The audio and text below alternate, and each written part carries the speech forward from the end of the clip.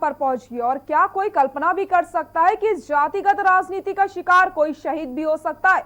हम बात कर रहे हैं गाजीपुर के तियारी गांव के शहीद रामध्यान सिंह की। रामध्यान सिंह 1971 की भारत पाक की जंग में शहीद हुए थे। उस समय उनकी उम्र 27 साल थी। शहीद की मौत के बाद इतने सालों बाद उत्तर प्रदेश सरकार द्वारा शहीद। और अब आपको सीधे लखनऊ ले चलते हैं, जहां पर यूपी सरकार की प्रेस कॉन्फ्रेंस आ रही है। आज लगातार 26वां दिन है जब हमारे प्रदेश में संक्रमण की संख्या लगातार घट रही है। जितने लोग नए संक्रमित हो रहे हैं उनसे ज्यादा लोग स्वस्थ होकर डिस्चार्ज हो रहे हैं। इस समय एक्टिव इन्फेक्शन के केसेस की कुल संख्या 38,082 है। जब 17 सितंबर को हमारा पीक आया था एक्टिव केसेस का, जब हमारे 68,000 से अधिक केसेस थे, उनसे अब हमारी संख्या एक्टिव केसेस की 30,000 से ज्यादा कम हो गई है। 44% से अधिक एक्टिव केसेस में कमी आई है पिछले 26 दिनों में। इस समय जो लोग संक्रमण के पश्चात स्वस्थ होने के उपरांत डिस्चार्ज किए जा चुके हैं, उनकी संख्या बढ़कर के 3,97,570 हो गई है। और इस प्रकार प्रदेश का रिकवरी का प्रतिशत अब लगभग 90% हो गया है। 89.92% है, जो कि लगभग 90% रिकवरी का प्रतिशत हो गया है। संक्रमित लोगों में से अब तक कुल 6,466 लोगों की मृत्यु हुई है और विगत 24 घंटों में मात्र 29 लोगों की मृत्यु हुई है।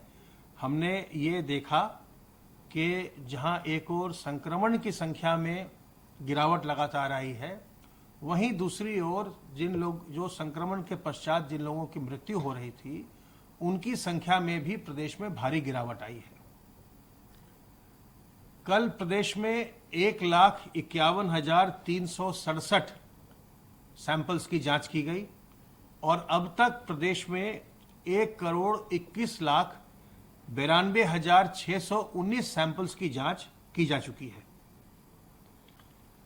जो हमारे 38,082 एक्टिव केसेस हैं, इनमें से 17,162 इस समय होम आइसोलेशन में हैं और अपने घर पर रह के ही वो स्वास्थ्य लाभ कर रहे हैं। अब तक प्रदेश में 2,43,951 लोग होम आइसोलेशन में जा चुके हैं और उनमें से 2,26,789 लोग होम आइसोलेशन की अपनी अवधि भी पूर्ण कर चुके हैं। पूल टेस्ट के अंतर्गत 5-5 सैंपल के 3,972 पूल लगाए गए थे और उनमें 316 में पॉजिटिविटी देखी गई। इसी प्रकार 10-10 सैंपल के 732 पूल लगाए गए और 31 में पॉजिटिविटी देखी गई। ई संजीवनी का प्रदेशवासी निरंतर उपयोग कर रहे हैं और इस समय जो दैनिक उपयोग करने वालों की संख्या है, उसमें उत्तर प्रदेश सबसे ज़्यादा है पूरे देश में। कल 2,216 लोगों ने ई संजीवनी पोर्टल का उपयोग किया और घर बैठे उन्होंने डॉक्टरों की सलाह प्राप्त की। अब तक कुल 1,35,027 लोग घर बैठे ई संजीवनी पोर्टल से डॉक्टरों से परामर्श प्राप्त कर चुके हैं। संक्रमण की संख्या में कमी आई है और संक्रमण के कारण जो मृत्यु हो रही थी, उस संख्या में भी भारी गिरावट आई है। लेकिन संक्रमण समाप्त नहीं हुआ है। संक्रमण अभी भी है। अभी भी आप देख रहे हैं कि सभी जिलों में लोगों को अभी भी संक्रमण हो रहा है। तो ऐसे में सतर्क रहना, सावधान रहना बहुत आवश्यक है। और विशेष करके जब संक्रमण घट रहा होता है बहुत तेजी से, जैसे हम लोगों ने देखा कि पिछले 26 दिनों में हमारे एक्टिव केसेस में 44% की गिरावट आई है, ऐसी स्थिति में ऐसे समय में बहुत ज़्यादा सावधान रहने की आवश्यकता है। क्योंकि हम देख रहे हैं कि विश्व के कई देशों में, जैसे यूरोप के कई देशों में हम देख रहे हैं, भारत के कुछ प्रांतों में देख रहे हैं कि उनके यहाँ एक सेकेंड वेव आ रहा है। केसेस घटने के बाद और फिर से केसेस बढ़ रहे हैं। तो वो स्थिति हमारे राज्य में न आए, इसके लिए आवश्यक है कि हम सावधान रहें।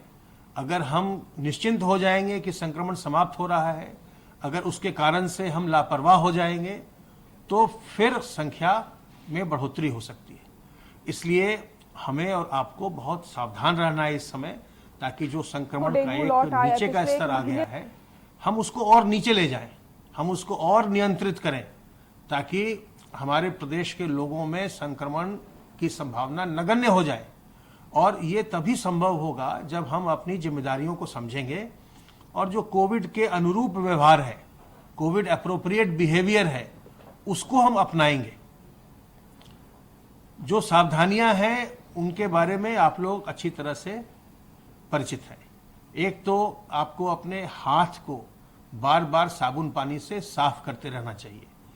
हाथ जो है वो आपके शरीर के अंदर संक्रमण जाने का एक बहुत बड़ा माध्यम है, और अगर आप अपने हाथ को साफ रखेंगे, हाथ पर वायरस नहीं रुकने देंगे, नहीं आने देंगे, तो आपके संक्रमित होने की संभावना नहीं के बराबर रह जाती है। और इसके पश्चात आपको अपने मुंह और नाक को ढक कर रखना है। जब भी आप कहीं जाते हैं सार्वजनिक स्थलों पर, या अपने कार्यालय में जाएं, या बाजार जाएं, या और किसी प्रतिष्ठान में जाएं, तो अपने मुंह और नाक को ढक कर रखिए। जब आप किसी व्यक्ति से मिलते हैं, उनसे बातचीत करते हैं, कभी सामने वाला व्यक्ति खांसता है, छींकता है, तो आपके संक्रमित होने की संभावना रहती है। लेकिन अगर आप अपने मुंह और नाक को ढक कर रखते हैं, तो आपके संक्रमित होने की संभावना नहीं के बराबर हो जाती है। और इसी प्रकार से लोगों से 2 गज की दूरी बनाइए। ये जो वायरस है ये हवा में बहुत दूर नहीं ट्रैवल करता, तो अगर आप लोगों से 2 गज की दूरी बनाएंगे तो किसी संक्रमित व्यक्ति से आप तक संक्रमण आने की संभावना नगण्य हो जाती है। अगर आपने 2 गज की दूरी बनाई और मुंह और नाक को मास्क से, रुमाल से, दुपट्टे से, गमछे से ढक कर रखा, तो आपके संक्रमित होने की संभावना नगण्य हो जाएगी और आप स्वस्थ रहेंगे। इस संक्रमण में एक विशेष बात यह भी देखी जा रही है कि संक्रमण के समय जो लक्षण आते हैं या नहीं आते हैं वो तो अलग बात है, पर कुछ लोगों को संक्रमण समाप्त होने के पश्चात भी, निगेटिव होने के पश्चात भी कुछ न कुछ समस्या जारी रहती है। तो इसलिए इस संक्रमण से दूर रहना ही सबसे अच्छा तरीका है। जब तक इस संक्रमण की कोई वैक्सीन नहीं आ जाए, जब तक इसकी कोई निश्चित दवा ना आ जाए, तब तक सावधान रहकर, सतर्क रहकर अपना संक्रमण से बचाव करना ही सबसे अच्छा उपचार है।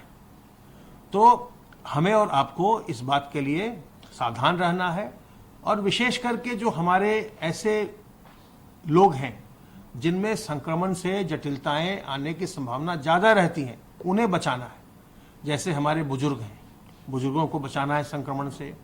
जो लोग पहले से किसी बीमारी से ग्रस्त हैं, किसी को हार्ट की बीमारी है, किसी को कैंसर है, किसी को लंग की बीमारी है, किसी को किडनी की बीमारी है, कुछ लोगों को डायबिटीज़, हाइपरटेंशन है, इन लोगों को संक्रमण से बचे रहना है। इनमें जटिलताएं आ सकती हैं। जो लोग कोमॉर्बिड होते हैं उनमें जटिलताएं आती हैं, इन्हें संक्रमण से बचना है और हमें भी उन्हें बचाना है। अगर हमारे घर के अंदर कोई बुजुर्ग व्यक्ति है, पहले से कोई बीमार व्यक्ति है, कोई कोमॉर्बिड व्यक्ति है, कोई गर्भवती महिला है, कोई छोटा बच्चा है, इनको हमें बचा कर रखना है।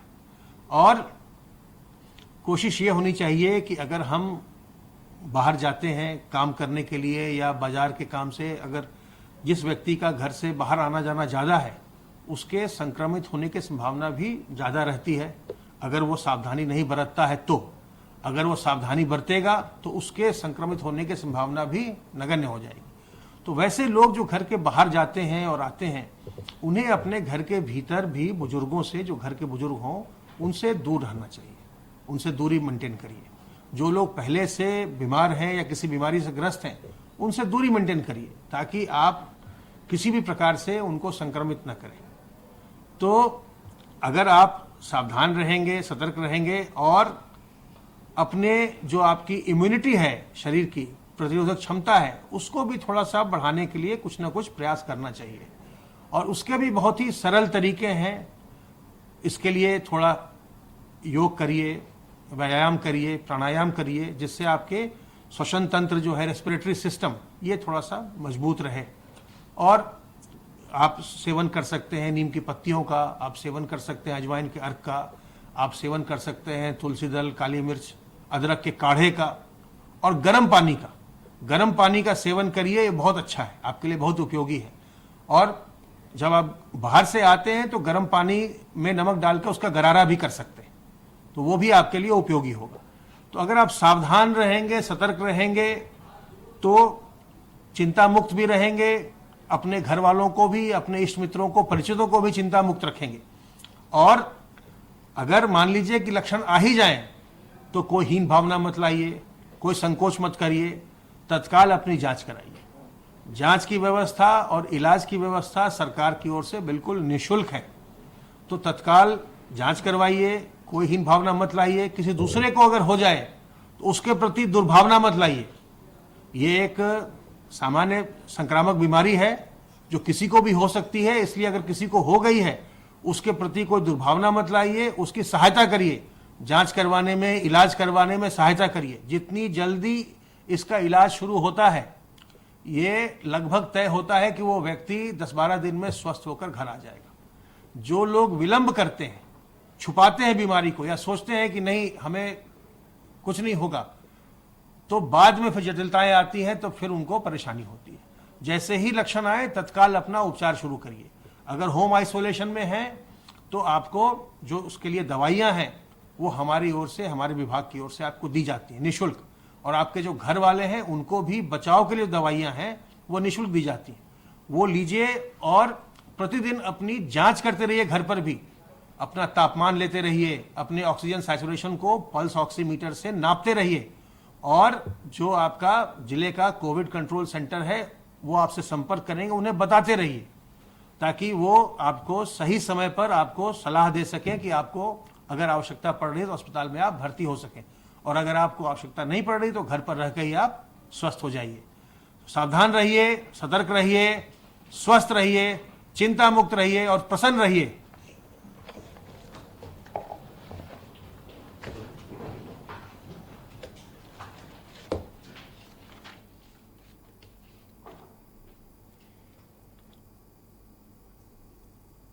यूपी सरकार के आप प्रेस कॉन्फ्रेंस सुन रहे हैं।